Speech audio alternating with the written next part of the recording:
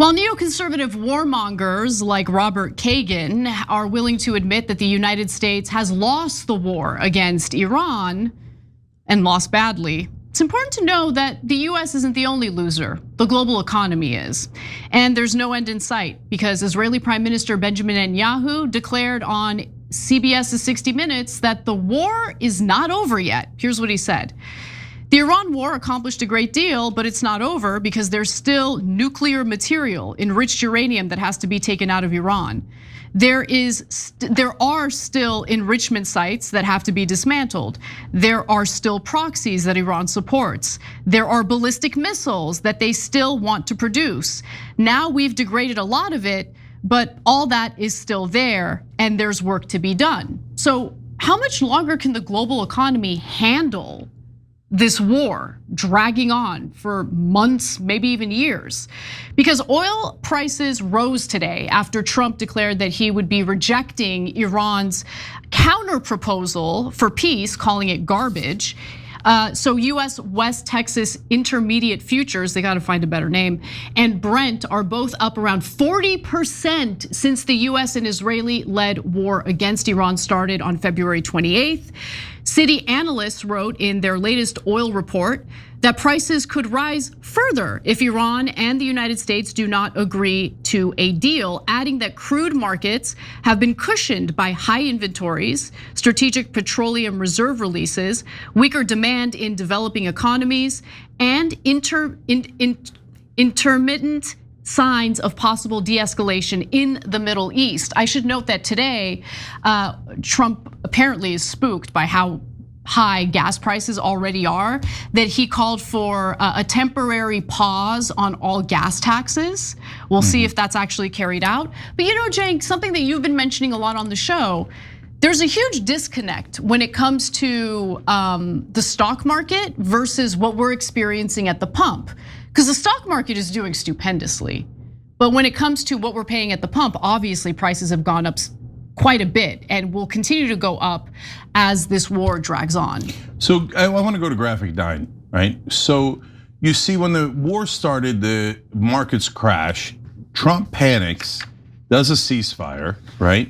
And he keeps saying the war is over, the war is almost over, the war is almost over. We won, they're gonna concede on everything. And the idiots in the market have the market go completely back up and back to record levels. Close to when Pam Bondi was like, the market's at 50,000, right? So here we are back at 50,000 in that ballpark, and it's given Trump false confidence. So it's a cycle of stupidity that is going to lead to disaster. Because Trump's like, guys, we almost won. And the morons on Wall Street are like, we almost won, everybody buy, buy, buy, buy, buy, buy. Yeah, we're gonna get bye-bye soon.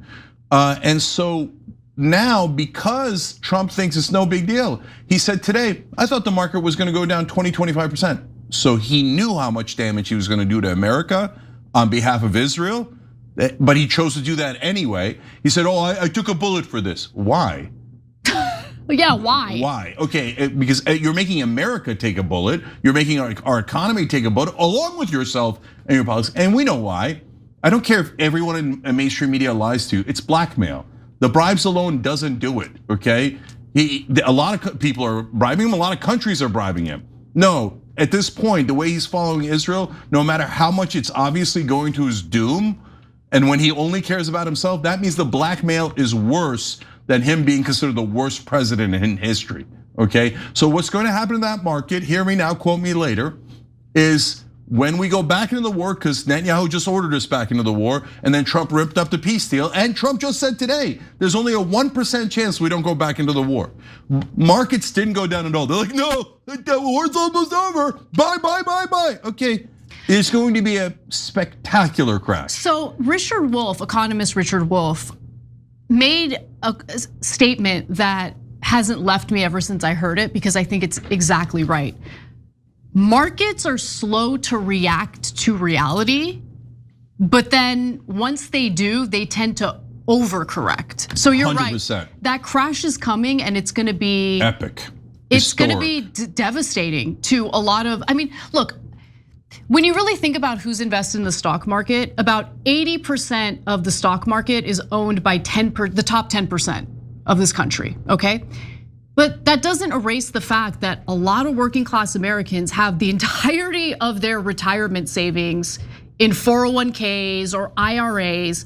Stock market crashes, these people who might be getting ready to retire are gonna suffer significantly. So I'm so angry about this whole situation. The fact that we are in a war that we should have never been in to begin with, even if Trump was able to accomplish, the objectives that he had outlined in the beginning of the war. Those are objectives on behalf of Israel. Those aren't objectives that benefit the United States in any way, shape, or form. We are carrying the cost, we're carrying the burdens, we're suffering the deaths and losses.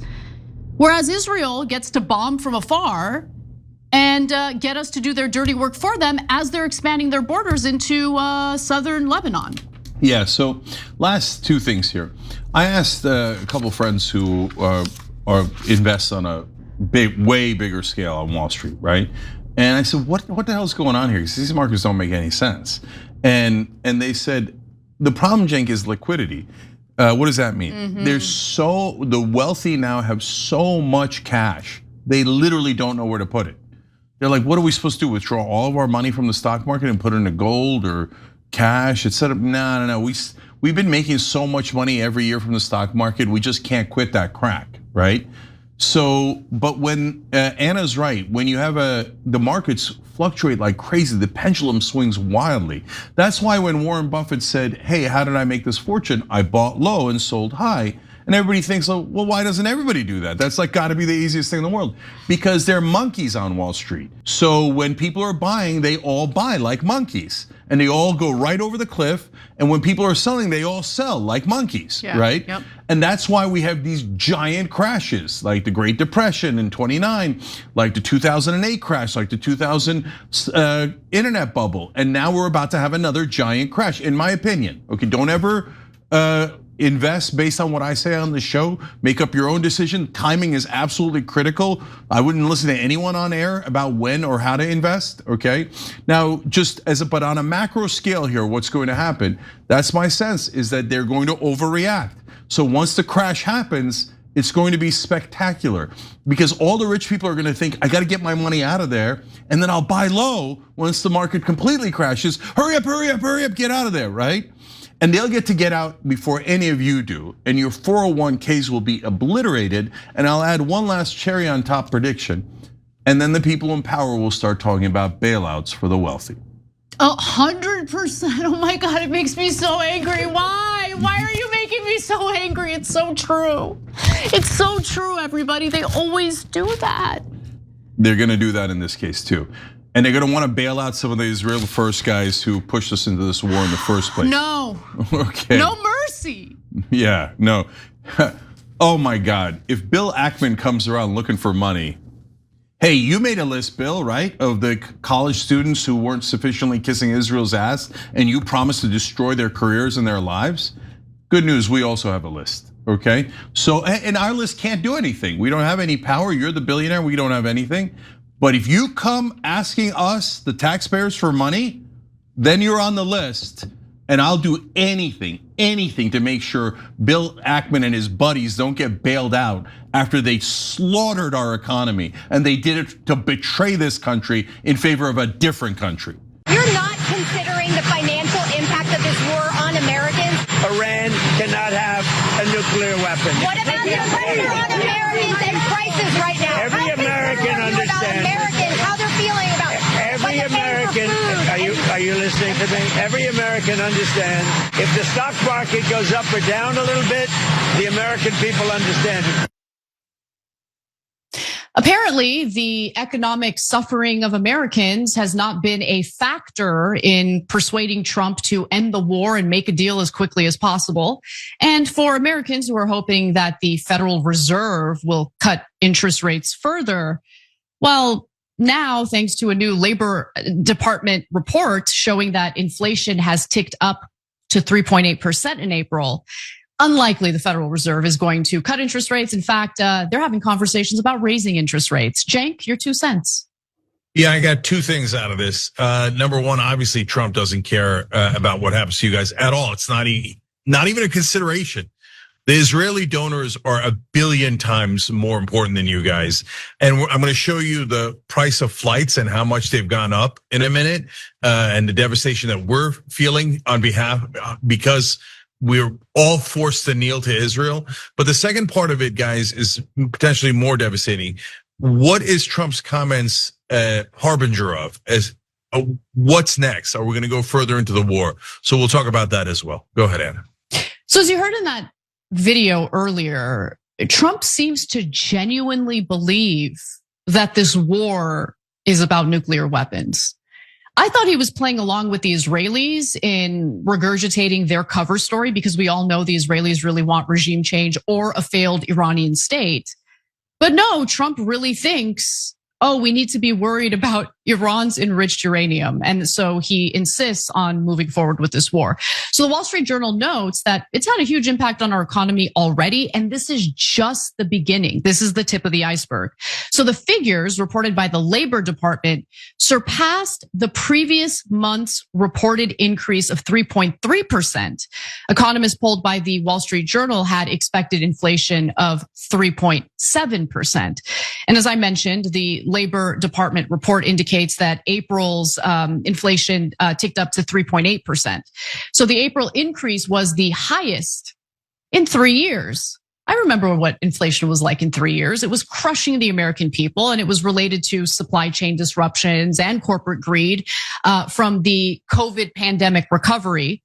However, the largest factor contributing to the current inflation is, of course, the war against Iran and its impact on energy prices, which accounted for over 40% of the month-to-month increase in inflation.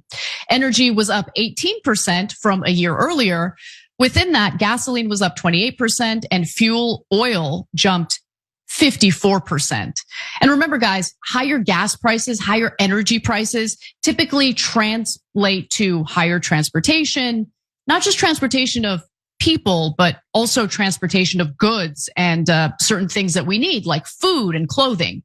And the Wall Street Journal also notes that natural gas prices have already pushed up fertilizer costs. It's a real double whammy here, because fertilizer costs have been pushed up by the fact that a third of the world's fertilizer is transported through the Strait of Hormuz. And right now, that's a real choke point when it comes to the global economy because of Iran's control of it and the US blockade of the Strait of Hormuz. And so fertilizer is going to be more expensive, not only due to fuel costs going up, but also due to the fact that there's that chokehold situation taking place. The Trump administration had planned to temporarily reduce tariffs on beef imports in an effort to bring down prices. But Cenk, you're gonna love this so much. By love, I mean absolutely loathe. It does reinforce an argument you've been making over and over again on this show for many, many years, which is the fact that we are controlled by moneyed interests. So as a result of Trump's proposal there about tariffs, here's what happened. After an outcry from some congressional Republicans and cattle ranchers, the Trump administration said it would delay that plan. He does have one other possible solution, and it would be an uphill battle. But before we get to that, Cenk, tell us a little more about how much the cost of flights is increasing. Yeah, so that's gone up 21%, and I felt it. I'm having to pay it over and over as I travel. And about 30% of Americans have canceled their vacations. And Trump says, I don't care. You guys aren't my donors. You don't have blackmail on me. You're not beloved Israel. I don't care. Coffee's gone up 19%. Vegetables overall have gone up 12%. Tomatoes in particular have gone up 40%. So before on the show, we talked about leading indicators and lagging indicators. So we're in the middle indicators right now as we speak. So you already got hit with the leading indicator, which was gas prices. And some of the lagging indicators are still rolling in. But right now, food prices are getting hit real hard because they're kind of in the middle. They get hit right after the gas prices. So obviously, airplane tickets are very much affected by fuel prices. Hence, they're affected in the middle. So the middle has just begun. So gas prices is the beginning, then all of this inflation, and then the rest of the catastrophes roll out from here. And this is based on a ludicrous, insane market that believes that the war is almost over. So once they realize the war is not over, the oil prices are going to skyrocket, and everything you're seeing here is going to greatly amplify. So if you thought it was bad that your plane tickets have gone up 21%, buckle up and brace for impact, because it's going to get much worse. And the other thing I heard from that clip is it doesn't look like Trump has any intention of wrapping this up. He keeps talking about, the stock market's gonna go down, could go down further. If he was gonna end the war, he'd never talk about the market going down. He'd talk about how it was gonna go up. And so I'm really worried that what's in his mind right now, based on what he said over the last 2 days, is, no, this is no big deal. The markets are up. Everything's gonna be fine. Everything's gonna be fine. We're gonna go back in. And that's because Israel has him by the testicles. And they're squeezing super hard, and Israel 100% controls America. They're squeezing harder than an IDF soldier in one of those Israeli prisons, to be honest with you. So apparently Trump is calling for unity after another violent incident. But the way this gets covered depends on who's trying to spin it and who's willing to call it out. On the right, the framing turns Trump into some kind of heroic victim, a uniquely important figure being targeted because he's just that powerful. On the left, the focus is on Trump's long, obvious relationship with violent rhetoric and the political climate he helped create. Same event, completely different narrative. And that is exactly why I recommend Ground News. It's a website and app that pulls together reporting from across the political spectrum so you can compare headlines side by side, see the bias distribution of the coverage, check the factuality ratings of the sources, and even see who owns the outlets behind the reporting. Because once you start looking at coverage that way, it becomes a lot easier to see when the media isn't informing you, it's managing your perception. Ground News also has a blind spot feed, which highlights stories that one side of the political spectrum is barely covering at all, so you're not trapped inside the version of events your media bubble wants you to accept. If you're tired of being fed somebody else's narrative, I genuinely recommend Ground News. Go to ground.news/TYT or scan the QR code to get 40% off Ground News Vantage Plan. Just to give you guys a sense of just how bad gas prices already are. So let's go to graphic 6 here. So the average nationwide cost of 1 gallon of regular unleaded gasoline is roughly $4.50. compared with $3.14 a year ago, according to AAA. And just a side note, since we live in California, Cenk, we're already paying over $6 a gallon for gas because gas is typically higher. The cost is higher in California. But it's about to get a lot worse for Californians specifically. You want to know why? Because we don't have the refineries necessary to refine the oil that we're producing here, right? It's a California thing. We don't want refineries. We care about the environment, yada, yada. We just got our last shipment of oil from the Middle East. So we're about to suffer a significant shortage. And that on top of the insanely high gas tax that we have in California, coupled with the federal gas tax, pretty bad, pretty bad. But Trump has floated the idea of potentially suspending the federal gas tax. Now, will he be able to accomplish that? He can't do it unilaterally. He would need Congress to act. And it looks like Congress isn't really as open to it as you would think. Okay, so Axios explains that Trump does have an uphill battle on that objective. Republican lawmakers, including both Democrat and Republican lawmakers in the Senate and the House have been open to the idea. For instance, you have Senator Josh Hawley promising legislation to make this a reality. Then you have some buy-in from Democrats like Senator Mark Kelly and Kentucky Governor Andy Beshear. Not that he matters that much. He's not going to be able to vote on it, but maybe he's applying pressure to Democrats in Congress to, make good on what Trump is trying to accomplish by, suspending the gas tax. However, then you have the Senate Majority Leader, John Thune, who seems like he's not so open to the idea. So Thune told reporters the following: "I've not in the past obviously been a fan of that idea.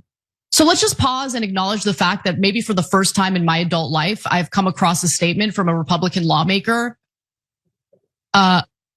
against repealing taxes." Now, of course, these are regressive taxes that affect Americans who are already struggling with this terrible economy. So maybe he doesn't care about it that much. But he says that But I've got some colleagues out there who think that it's a good idea, so we'll hear them out. But then he notes the revenue loss and how it would hurt. Apparently we have a highway trust fund, which I'm shocked by, Cenk, because our infrastructure is garbage. But nonetheless, we have some sort of highway trust fund, and the gas tax is what contributes to that fund. So the research firm Clearview Energy Partners said a hypothetical gas tax waiver from May 15th through November 30th would cost nearly $14 billion. Just to note that the underestimate on how much the Pentagon is spending on the Iran war is $25 billion. It would have been far better if we just didn't enter the war, but we don't have a leader who's really smart or safe from blackmail from a foreign government. But nonetheless, according to Thune, the best thing that can happen for gas prices is for the Strait of Hormuz to get opened up again. And Senate Minority Leader Chuck Schumer tends to agree. He's calling for an end to the war. Let's take a look at what he had to say. Americans are paying over $4.50 for a gallon of gas because Donald Trump refuses to end this war. $1.50 more than when this war started. Americans need every cent they can get right now. And Senate Democrats will work with whomever it takes to bring down costs. But Republicans need to realize that Donald Trump's proposal to suspend the gas tax is simply not enough. 18 cents of gas tax relief a gallon doesn't even come close to the $1.50 gas price increase from this war. Americans can't afford for their economy to be left on life support, which is why we need to end this war and get our economy back on track. I'm glad he said we need to end this war. I totally agree with him on that. But if anyone's under the impression that Trump is factoring in Americans' financial situation and motivating him to end the war, you'd be mistaken. You heard what Trump had to say earlier. Here's another video of him reiterating the point. To what extent are Americans' financial situations motivating you to make a deal? Not even a little bit. The only thing that matters when I'm talking about Iran, they can't have a nuclear weapon. I don't think about Americans' financial situation. I don't think about anybody. I think about one thing. We cannot let Iran have a nuclear weapon. That's all. You heard it from the horse's mouth, okay? He doesn't think about Americans' financial situation. And it shows. Cenk, back to you. Yeah, so look, there's two elements to this. One is how painfully stupid Donald Trump is.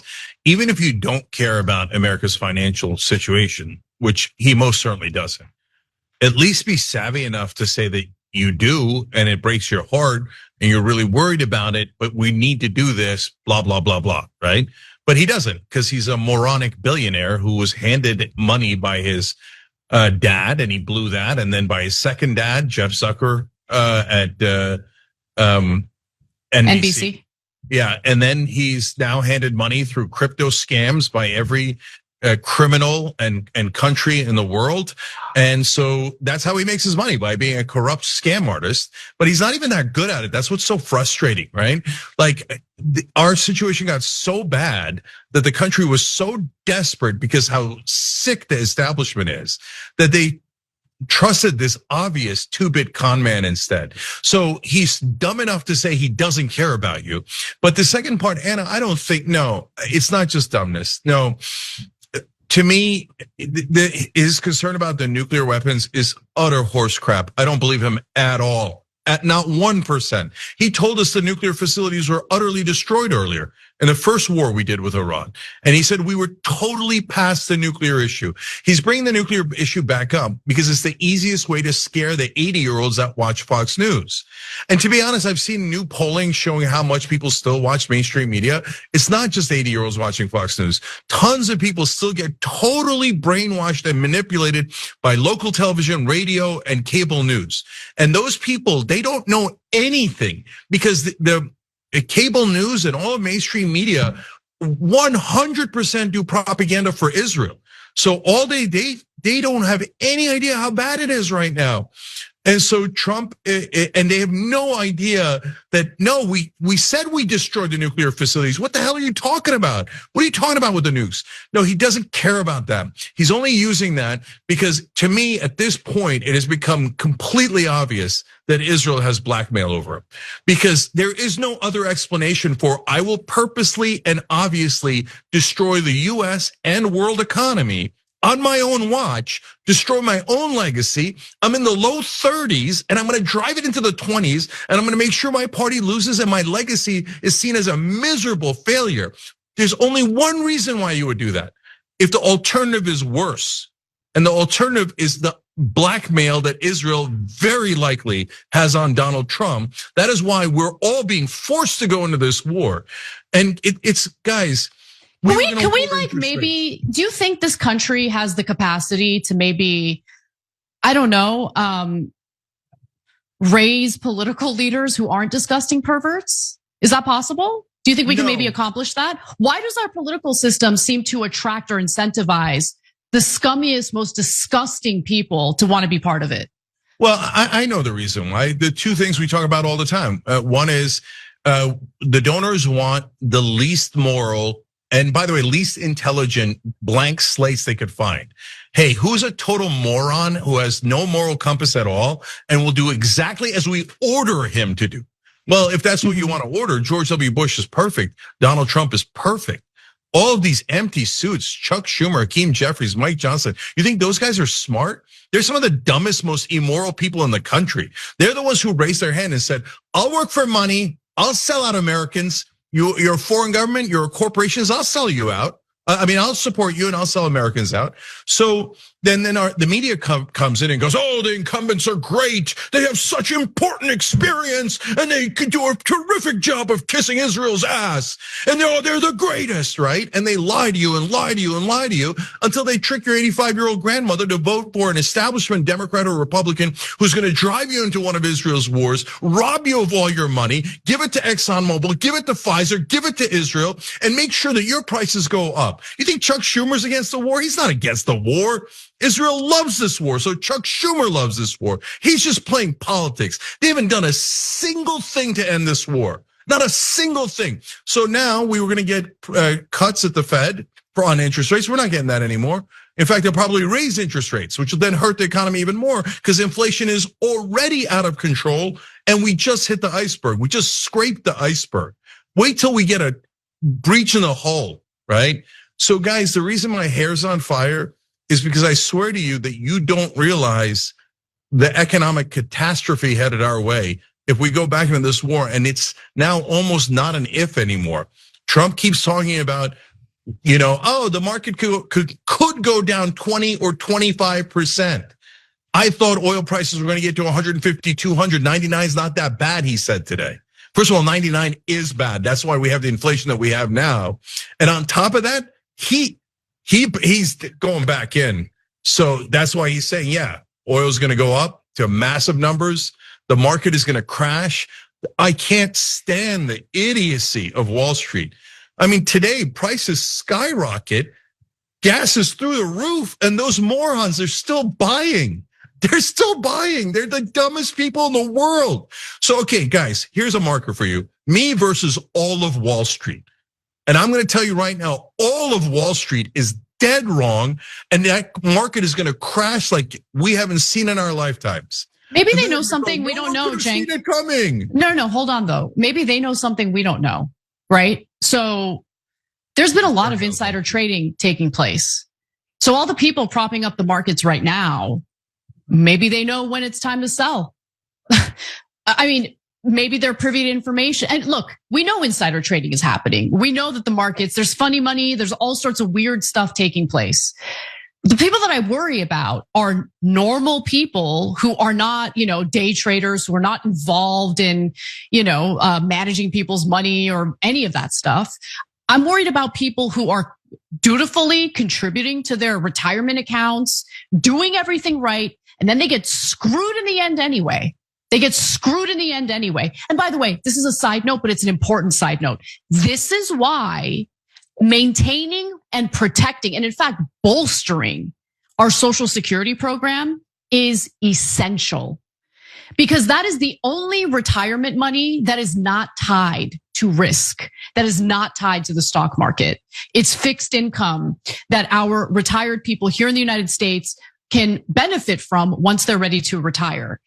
I mean, if you do away with that, all of our retirement is just, it hinges on the stock market, which is totally distorted right now. Yeah. So look, I hate to say this to you, but I think your 401ks are going to get obliterated. Because to Anna's point, will some rich people lose a lot of money when the market crashes? Yes. Okay. But a lot of them will know when to sell and then when to rebuy and when to take advantage of this opportunity, as they'll call it. You in your 401k will not have that opportunity. Instead, they'll take all of it, so much of it from you. They'll destroy your retirement savings and then laugh in your face. And go, I'm not that concerned about America's financial problems, as Trump did today. Yeah, Israel's more important than your retirement. Americans, shut up, don't retire. Work till you're 70, 75. Israel needs more wars, needs more death and destruction on our behalf, and paid for all by us. So guys, when this economic calamity hits, remember the three things that you should be furious at. Donald Trump, because he sold you out just to protect himself and whatever sick thing that he did that the Israelis have on tape. And he's taken over $300 million in bribes from Israel supporters. That is an empirical fact. You think he doesn't care about $300 million? Is that what mainstream media is telling us? That the most disgustingly corrupt president we've ever had doesn't care about the $300 million that the Adelson family alone gave him? An Israeli family that loves Jonathan Pollard, the traitor who betrayed America and gave him a party in Israel? Okay, so that's number one. Number two is the establishment. The establishment didn't do anything to stop Donald Trump. The establishment is the one that guaranteed money in politics and the disgusting corruption that is destroying our country. So if there's an establishment, Democrat or Republican, you would be out of your mind. You would be insane to vote for them. Do not ever vote for an establishment figure. They will do this to you every time. And the third and most important one is Israel. That should when be the your first. retirement is destroyed, when your prices go up, there's only one reason it happened. It happened because Israel controls our government and our mainstream media completely. And they drove us into this war. They drove us into disaster and destruction. And you should be furious at Israel. Anyone who isn't furious at Israel is not paying attention. And by the way, is immoral. I mean, how many genocides, how many wars, how many ethnic cleansings, how much economic destruction can Israel do to America and the world? And then we just sit by and go, oh, no, we're all gonna be called anti-Semites by the bullies, the thugs, the Gestapo that run our media. I just talked to Chris Hedges, he's here. And he said the same exact thing that we're saying, which is the job of mainstream media is not to do news. It's to bully people who would challenge the government narrative. Once you get the so-called news media to actually attack anyone who threatens the government or challenges the government, you destroy all news, all journalism, all serving the American people, all on behalf of the donor class. And right now, the most evil donor by a lot is Israel. Every time you ring the bell below, an angel gets his wings. Totally not true, but it does keep you updated on our live shows.